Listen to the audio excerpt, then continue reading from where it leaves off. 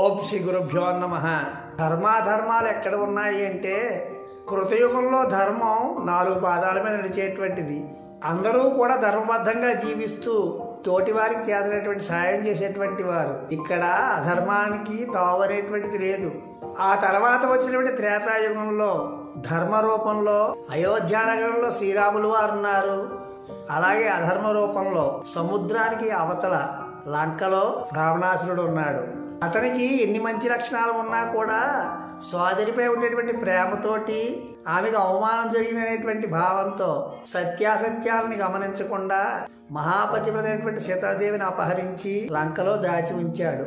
ఎంతమంది మంచి చెప్పినా కూడా వినకుండా విందిడి పాలల్లో చెంబుడు విషం పోస్తే పాలన్నీ విషమైపోయినట్లుగా ఎన్ని మంచి లక్షణాలు ఉన్నా కూడా స్త్రీలోలత్వం అనేటువంటి ఒక దుర్మార్గ లక్షణం వలన చివరికి రాముల వారి చేతిలో వధించబడ్డాడు అధర్మపరుడైనటువంటి రావణాసురుడు.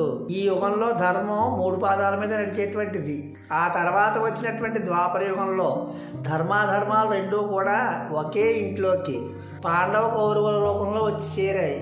ఇక్కడ తాను మాత్రమే బాగుండాలి, తన వాళ్ళు మాత్రమే బాగుండాలి అనేటువంటి స్వార్థ బుద్ధితోటి పాండవులపై అసూయ ద్వేషాలతోటి వ్యవహరించినందుకు దుర్మార్గులైన దుర్యోధనాదులు అందరూ కూడా చివరకు ధర్మపరులైనటువంటి పాండవుల చేతిలో సంహరించబడ్డారు. ఈ యుగంలో ధర్మం 2 పాదాల మీద నడిచేటువంటిది. ఇక చెట్ట చివరిదైనటువంటి ప్రస్తుతం నడుస్తున్నటువంటి కలియుగంలో ధర్మాధర్మాలు రెండూ కూడా ఒకే మనిషి ఒంటిలోకి వచ్చి చేరిపోయాయి.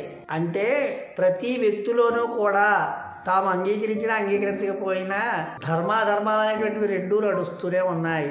ఎందుకంటే ఈ కలియుగంలో ఎక్కువగా మానవుడు ఈర్ష్య, ద్వేషం, అసూయ, అహంకారం, మమకారం, పదవి, ధనార్జన, పేరు ప్రతిష్టలు, నా వాళ్ళు అంటూ ఎన్నో దుశ్చర్యలు చేస్తూ తనకు తెలియకుండానే తానే కర్మసుడిగుండంలో చిక్కుకుంటున్నాడు.